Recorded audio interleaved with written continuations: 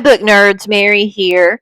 Just thought I would jump on and do a quick video showing you my journaling system I plan to use for 26. I have been journaling for quite a while, so this is something that I kind of play with every year, and I do try to stick with my plan throughout the year. Have I been successful doing that always? No.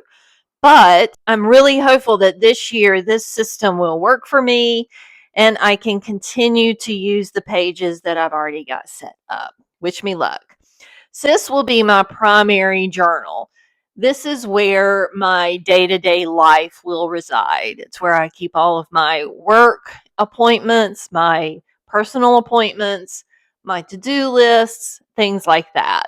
So I thought I would quickly show you. It's pretty simple this year. I do have a cover page here. I have a few extra stickers here that I can use for things like marking appointments and things like that. I do like to have a little page where I can put some stickers just for the entire year. I'll probably add a few pages in here as well. Then I have a couple of note pages just at the front of the journal. These are some I created for myself that I just thought were cute, some of my favorite things. And then 26, I actually did order this insert kit from Amazon.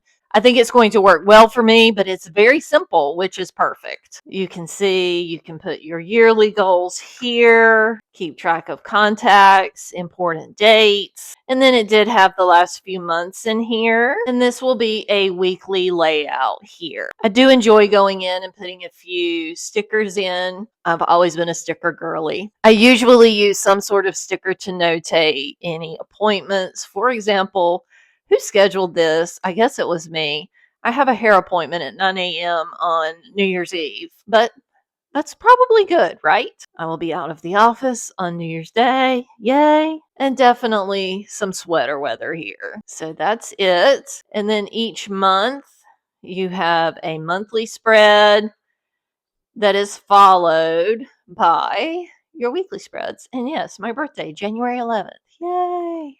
Don't ask how old I am. That's rude. And it goes on throughout the entire year. At the end, you have a list of standard holidays. Then I have an area here for reading notes, but I have a separate reading journal. So this will be only for notes that I need to take when I don't have my reading journal with me. So there's some pages in there. And again, a few more blank kind of note pages. So that's it for my day-to-day journal that I will be using for work and personal. This is my reading journal for 26. I actually just bought this sleeve that can hold some pens, highlighters, and things like that the other day. This cover is from Happy Planner. It's a little old and worn. I've had it for a while. But what I like about this one, that it has these bigger rings than some of the other 6-ring binders that are out there. So I'm using this one because I like the ring size on it. I just have a cute little bookmark here, a couple of stickers, and then my cover page here with a quote. Another little cover page. I love creating these things. This will be the page I use to track my favorite book of each month and then finally determine my book of the year. Then I do have it set up for January. This is a page for stickers. So if I go to a coffee shop and they give me a sticker, if I go somewhere special, I will try to buy a sticker because I like to look back.